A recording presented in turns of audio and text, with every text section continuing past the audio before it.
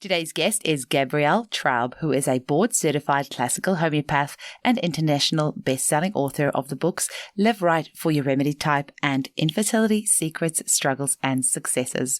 Gabrielle completed a 5-year homeopathic medical degree program in South Africa, where she trained in hospitals and rural clinics. She dedicated a year to research as well. And then after moving to California, she worked in an OB-GYN practice for a decade alongside a traditional OB-GYN and fertility endocrinologist. She was previously part of a core team of clinicians at an inpatient treatment center specializing in eating disorders, addictions, PTSD, and chronic pain, where she treated patients with homeopathy.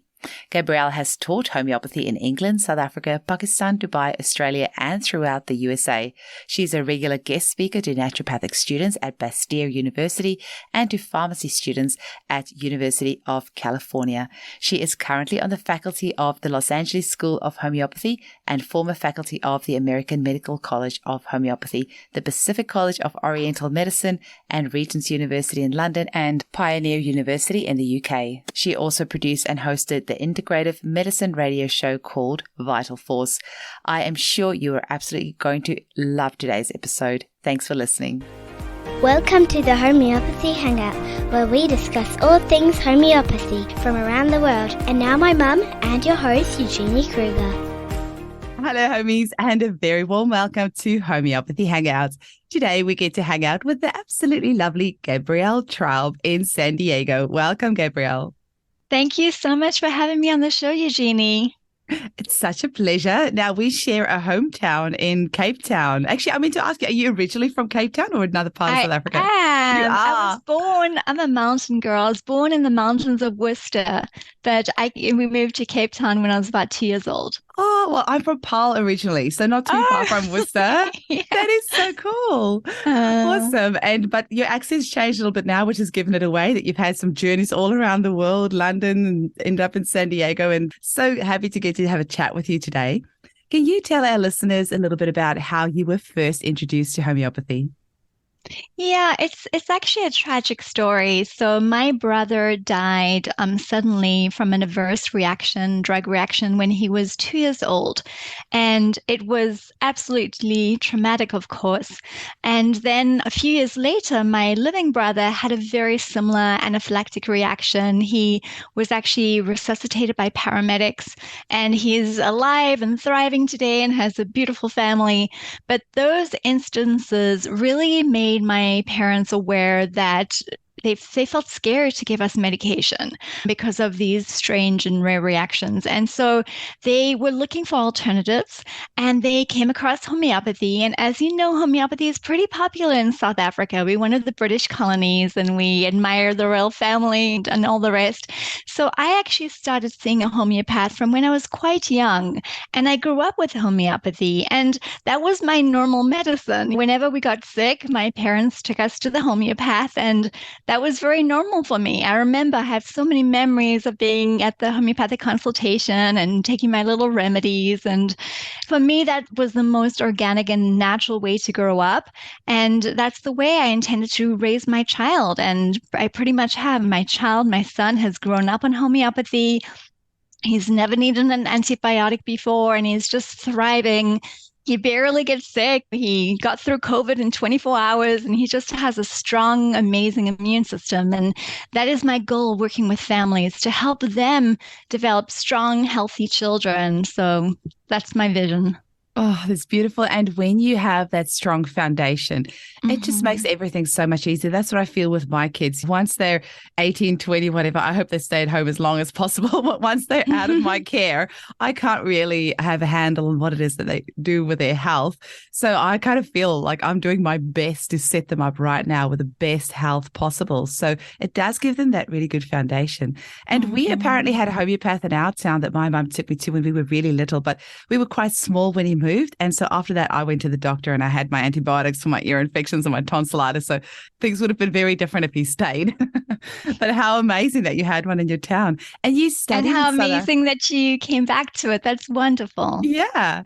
Now you trained in South Africa, and the training there is quite different. We've only had one, maybe two homeopaths on the show. So tell us a little bit, from South Africa. Tell us a little bit about the training in South Africa and what you went through there. Yeah, so we trained as primary care physicians. When I went to school, a lot of our subjects were at the medical school. So we did anatomy, cutting up cadavers. That was all at the medical school. And we were on a very similar track to medical students. In fact, at the medical school, we would compete with our grades and see who could do better. And a lot of the homeopaths were kind of bookish. We were a little geeky and we really were very studious. And they actually tried, when we graduated, to try and lull us into studying medicine. And they gave us an opportunity to study medicine. Some of my colleagues did. They went over to the dark side. I'm just joking. They ended up going on to specialize, but we do a lot of clinical training. We do so many subjects like epidemiology and histology, osteology, a lot of ologies, and we train to be pretty much their primary care physician. We learn things like suturing and how to give injections. And it's a wonderful thing because a lot of times homeopaths work in these rural clinics that are far away. I had just mentioned to you, I did my internship with Dr. Fraser in Barrydale, and there often isn't a doctor for miles and miles away. And so the homeopath has to be that person who can handle most situations. And I was lucky enough to train in Hillborough Hospital, which was an outpatient hospital. And it was amazing because every single day there would be a line of patients going all the way out the door and down the street, and people coming from all over Africa, and we would see all these like weird and wonderful infectious diseases. And I remember there was one woman came in and she was in a lot of distress and she couldn't speak any English, and I just traveled to Malawi and I learned Chichewa. And so I said to her, Muli Bwanji, ndi bueno, kaya inu, and she calmed down enough to be able to explain, like show what was going on. And she actually ended up having acute appendicitis and needed an emergency appendectomy. And the physician who was watching this on stop, he was trying to get her to open up and talk to him. He was so impressed that I was a homeopath that they started actually sending a lot of their patients they were turning away to our student clinic. And so they were funneling in all these patients that they couldn't see. And our student clinic became really busy with all these patients from all over Africa. And we got to treat. We saw what syphilis looks like and tuberculosis and these weird worms embedded in the skin. You know, I mean, we treat everything there. It's pretty amazing, the experience that we get. And it leaves us feeling very empowered and equipped that there's nothing that's too challenging or difficult to treat with homeopathy, and really giving us hands-on experience with how to treat everything. I have had full-on body goosebumps since the moment you started talking. That is so unbelievably cool.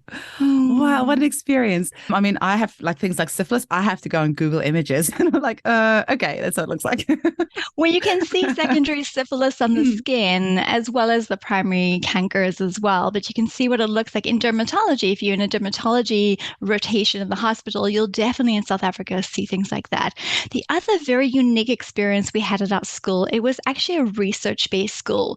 So every single student conducted double-blind clinical trials, and we were fully equipped with our own personal statistician. A librarian every single week would give us a huge box of abstracts pertaining to our study, and we were trained in clinical research. And this is so important. We all produced our own clinical research, and doing probability and statistics, from writing grants, how to write abstracts, how to do study design. So we spent about 3 years really just doing research. And after we graduated from homeopathy school, most students went on to doing research for about between 1 to 3 years, depending on the complexity of their study. The other thing that was really cool is for homeopaths to be able to dispense medicine, legally we had to be trained in homeopharmacology. So this at the time didn't seem like the most exciting subject, but we ended up doing homeopathic pharmacology where we made our own remedies every single week for at least 3 hours a week, succussing, titrating, preparing the remedies and preparing them properly in a vacuum, learning how to create a sterile environment and all the rest. So even though I didn't appreciate it as much at the time, it was just such a wonderful experience to learn how to make remedies according to Hahnemannian principles. Wow, that is a very handy skill to have, especially what's happening with the FDA in America at the moment. So you can know how to make your own remedies. Very handy skill to have. Now, you also are the author of this amazing book called Live Right for Your Remedy Type. Now, when I heard the title, I was so intrigued. And I know you also, around the same time I found out about this book, were doing a seminar for the Australian Homeopathic Association. I'm like, what is this book about? What is it about? So I had to get a copy and check it out. And I was really blown away. And also thinking to myself, why hasn't anyone done this sooner? It just makes so much sense. So now that I've set that up, can you tell our listeners a little bit about what led you to write this book and a little bit about what it's about? Yeah, so I want to also mention that part of our training at school, we learned things like pharmacology, nutrition, iris diagnosis, massage, ear acupuncture. So a lot of kind of modalities that fit into homeopathy. And then after I worked in an inpatient treatment clinic, so I was part of the team of primary care doctors. It was a very integrative clinic from psychiatrists to nutritionists, and we had treatment team meetings every week. So learning how homeopathy integrated in all these other therapies. I also went on to teach at Pacific College for Oriental Medicine, which is an acupuncture school. And I started taking courses in Chinese medicine and Ayurveda and learning how all these modalities actually are perfectly connected. And they are, even though they come from health and healing from very different angles, they are in complete alignment with each other. So having this deep understanding of the pathology, as well as, basic understanding of some of these other modalities, I saw some connections, and coming from a very unique lens, started to see my patients in a different way. I also am very, very passionate about diet and lifestyle. I'm very athletic. I've always been into sports. I'm committed to staying young and healthy. I've had lots of injuries I've had to recover from. And so I'm always trying to find ways, well, how can we be healthier? One of my patients came to see me and she was abusing her body, drinking too much alcohol, getting no sleep, working too hard. And she said, oh, I don't need you to take care of myself because I can just come and see you and you can give me a remedy and I'll be healed. And that statement really bothered me because at my core, I truly believe that before remedies, diet and basic lifestyle and hygiene are the most important things for health. And so I also look and was observing how every single decade and every few years we have a new diet, a new phase, how can we individualize this treatment? I find that what happens is doctors and naturopaths and nutritionists tend to recommend the diet that works best for them without considering everybody's unique principles and unique body type. And I started to study the literature, and this book took me almost 15 years to write because I wanted to make sure the information that I put out was reproducible. That's my scientific background, and true. I know what it is like to teach students who become so easily overwhelmed by conflicting information. And so I did a very intense literature review and covered all angles. I looked at modalities. I looked at what homeopaths wrote about, and I found that we actually have a lot of information about each different remedy type and what is going to be the best for them. Now, Dr. Hahnemann actually wrote in the Organon, in the book I reference all the aphorisms, that having incorrect diet, lifestyle, even living in marshy, moldy conditions can be an obstacle to cure. And I found that this was very true for my patients, but how can we guide them best? So this is a very logical book. It's very pragmatic. It's very fun.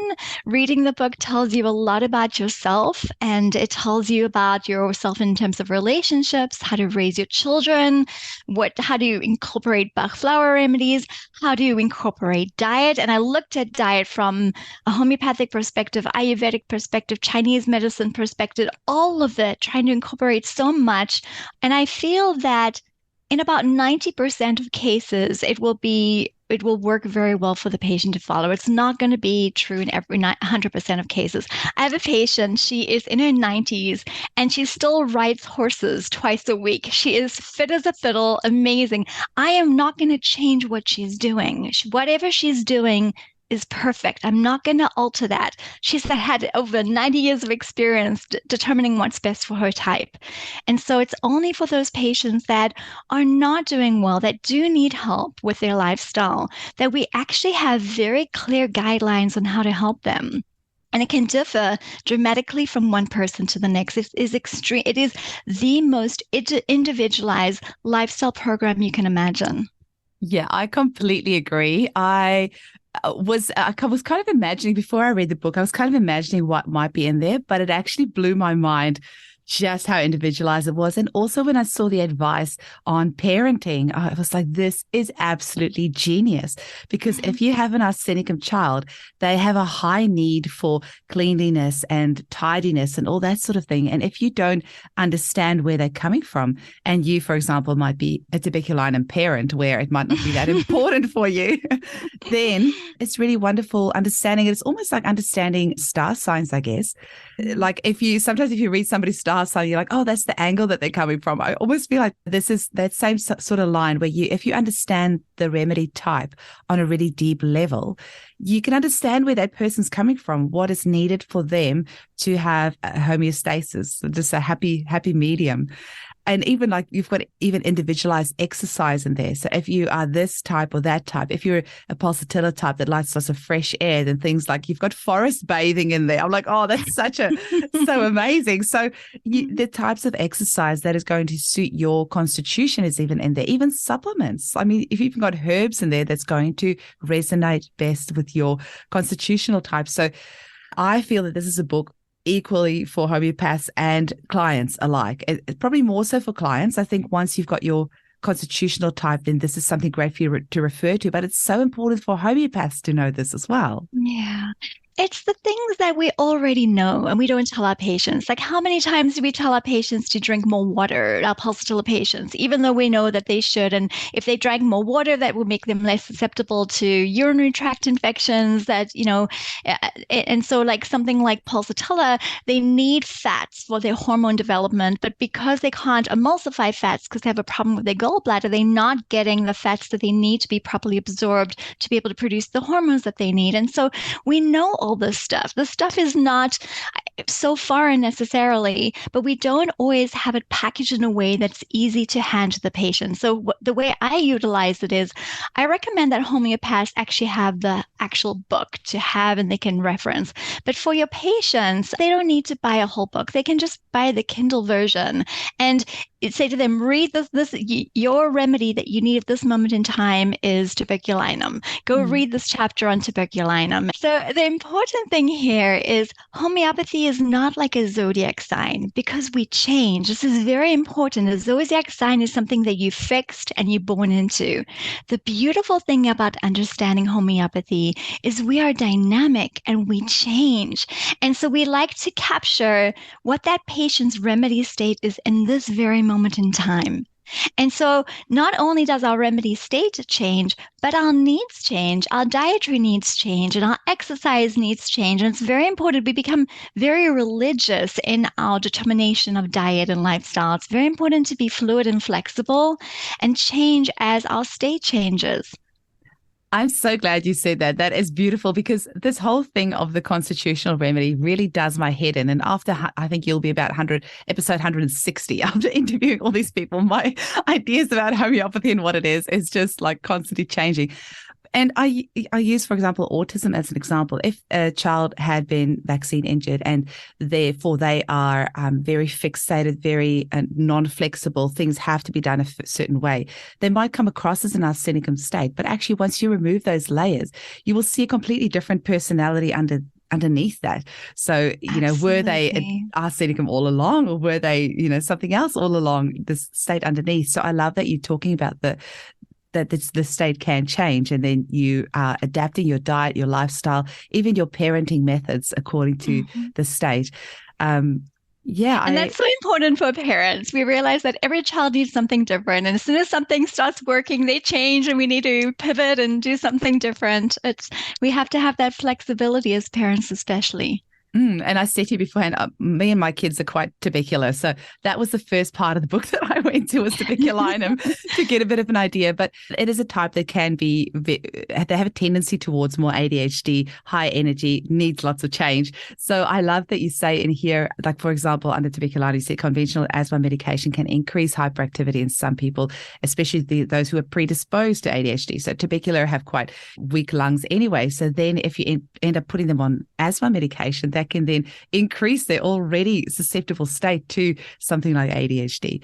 So, or if they study daycare or something like that, the tools that they need to feel safe and happy and how they'll respond in an illness. I mean, it's just an amazing book. It's incredible. Thank you. Thank you so much. Like I said, I can't understand why it hasn't been written before, but like you said, probably because it took 15 years. Like, there's so much information needed to produce something like this. Tell us maybe a little bit more about some of the feedback that you've had from people who have used this book in their clinic or in their life. Yeah, so I've had actually wonderful feedback. I've had feedback from patients that say, for example, they have this deeper understanding of their children. They finally get why their children do certain things, and this allows them to nurture them best. I've had feedback from doctors saying, homeopathic, naturopathic doctors saying that this allows them to refine their prescriptions when they're struggling between two remedies. I've had feedback saying that they were giving a homeopathic remedy, but there was a lifestyle factor that was an obstacle to cure. And the moment they removed that obstacle, the remedy started working beautifully. Some of the criticisms that I've received from the book, which is definitely a limitation, is I only have written about 21 remedies, and we have hundreds, and I'm acutely aware of that. What I've actually done recently, and I'd love to invite your listeners, I'll send you the link, is I've created a Facebook group. And the Facebook group, the Live Right for Your Remedy Type Facebook group, is really to expand on this knowledge. My idea with this book is to start the conversation. It wasn't supposed to be a complete method in itself. It was supposed to start a conversation. And I hope that in the Facebook group and just in discussion, we'll get lots more remedy types mapped up. Actually, in the Facebook group, I've already mapped up a couple. And we need this information for every remedy, because it's the saddest thing is when somebody buys my book and says, well, my remedy is not in there. What about me? Am I not important enough? And all the remedies are important. So I would love help from the community, from other homeopaths. Once you understand the concept of how to create this, then we can map it out for other remedies as well. I felt very honored when you started the group and added me to there. And I'm excited to see how it's going to evolve. I think I love Facebook groups for that. It's such a good sounding board. That's why I have my podcast group as well. And you know what actually happened is once I hit over 100 episodes, it's actually the first episode started dropping away, and people would say, well, where's your first lot of episodes? And I didn't realize that. It was somebody in my Facebook group that pointed that out to me. So I changed the setting and then it was fixed. But if I didn't have that sounding board, I wouldn't have known, because I don't go check back to the first ones. So great. I'm so glad that you've started this. I think you have just opened some floodgates, because you're going to have a whole bunch of people going in there demanding that their remedy be written about. I love even how you've got here about, like, in relationships, tuberculinum in relationships. And you say here things like that. Sorry, it's all about me. No, this is lovely. I love hearing it from your perspective. I love the feedback. And I always feel it's better if you make it like a personal example. So I'm using me as an example, but they love surprises. That's so me. Like, that's the best way for my husband is to make my day, is to give me a surprise. Whereas if an arsenicum type, they might want warning beforehand of what's going to happen, whereas me, just surprise me. I love it.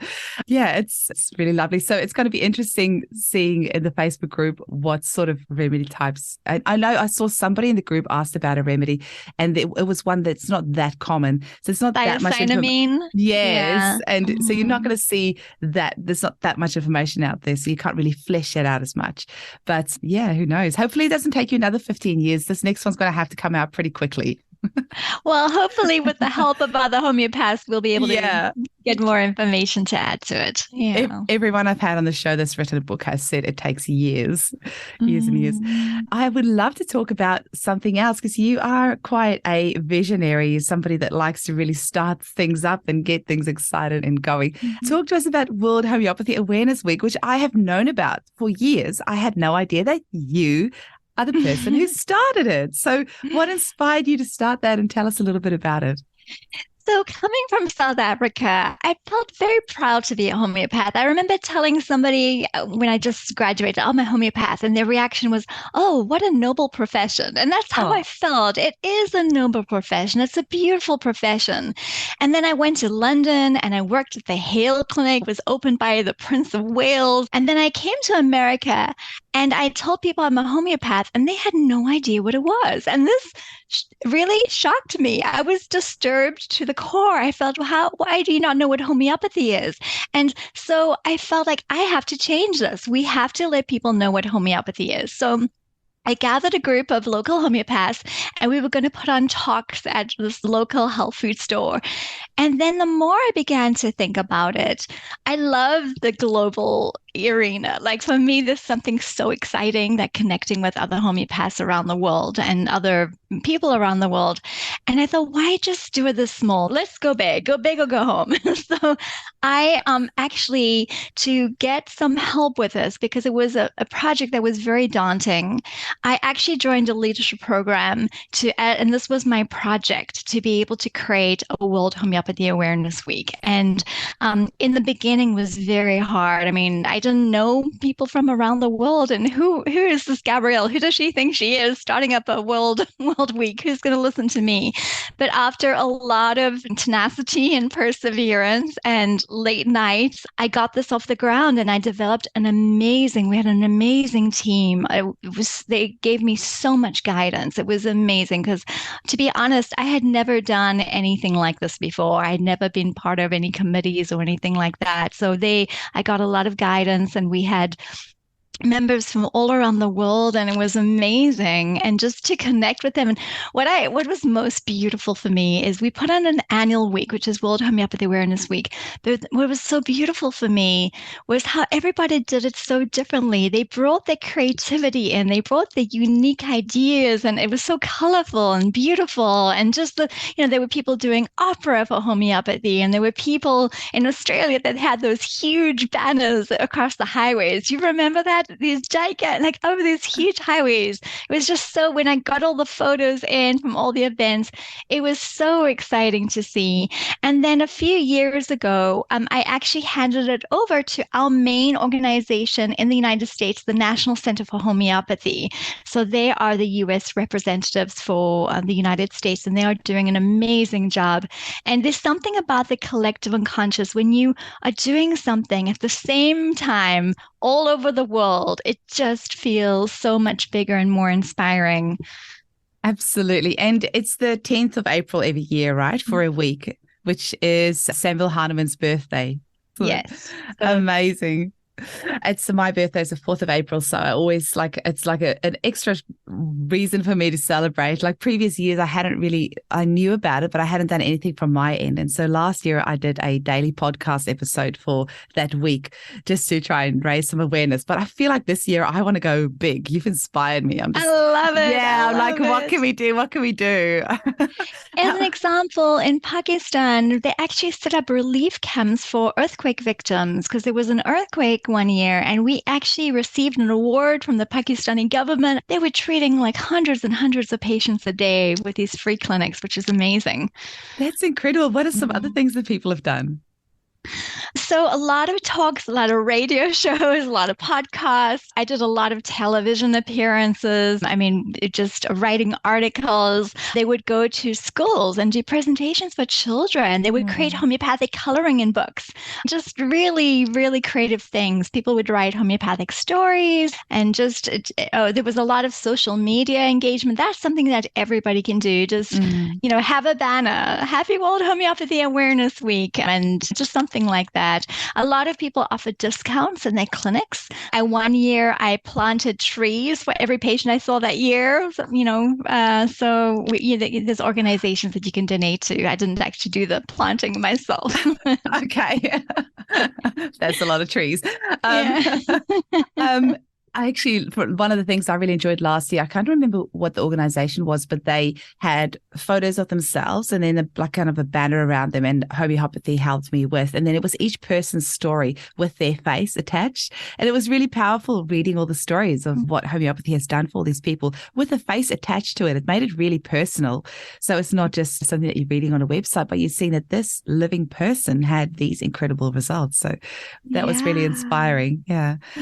That's amazing, Gabrielle. I'm so glad that you've started that. And I appreciate it so much, because you're right. Homeopathy does deserve some recognition. There's a homeopath here in Perth that I know who studied in South Africa, and she actually said exactly the same thing. When she came over to Perth, she was so shocked that people didn't know what it was, because in South Africa, it's, they're revered. People are just they love their homeopaths. Everyone knows what it is. And they have, they're very valued. They're very valued members of society. You come over here and they think you're a witch doctor. So I can imagine that could really affect all the years of study that you've put into, and then it's just, there's no recognition for it. So I love that you've done this. And I feel the difference. I do. Now when I, tell people I'm a homeopath, I do notice the difference. I feel like the effort we've done has made a difference. Definitely. Can you tell our listeners, maybe just leave us with a final message of what are your hopes and dreams for homeopathy for the future, and also where people can get hold of you and your book? Yeah, so in America, this is a little bit of a scary time for homeopathy. There's a lot of uncertainty. However, I feel like homeopathy has always been on, I know this sounds dramatic, but the verge of extinction. There's always so much opposition to homeopathy. And no matter what, we've always come through. I feel like homeopathy is our birthright. It is not something that they can take away from us. And I will not allow it. I feel like a fierce lion, a fierce tiger defending my homeopathy. This is something that it is our birthright. It is our children's birthright. We deserve this. It is something that is so special and sacred, and we need to do everything that we can to protect us. I don't think that it will ever go away. I cannot even imagine. I can't fathom not having a life without homeopathy. Even my son, who's 9 years old, he says, "Mom, what do parents do without homeopathy? How do they take care of their children?" I mean, it honestly blows my mind how people do this without homeopathy. We have a remedy for everything, right? And so my goal is to make homeopathy. Oh, I have I love that. I need a t-shirt like that. I'll send you one. Okay. Yeah. And so my goal is to make this beautiful, this sacred, this sweet medicine available to everybody, that we never feel like we don't have a choice, that we always have options. That's my goal. And where can people get hold of you? Yeah, so my website is sandiegohomeopathy.com. And if they're interested in my books or any of the courses that I do, they can go to homeopathicbook.com. That's a great domain name. When I saw that, I'm like, oh, smart lady. I was so lucky. Excellent. The book is on Amazon in different countries, so we'll post the links for the various countries below. Wonderful. Thank you so much for your time, Gabrielle. I've been so excited to connect with you, and it's been lovely to be your Facebook buddy for the little while before we chatted, so I could see there's a beautiful video about your son saying as well for people to do their submissions and to keep homeopathy alive. I think the little video a little while back, and seeing your photos of your recent holiday to Cape Town, and it's lovely to connect with you. And yeah, I just really appreciate your work. So thank you so much for your time today. And thank you so much for what you are doing. What you are doing is so important. I'm so excited about your podcast. I just discovered it recently. I don't know how. I haven't heard about it before. So I'm so excited to start listening to it. Thank you so much. Such a pleasure. All the best. Bye-bye. Bye-bye.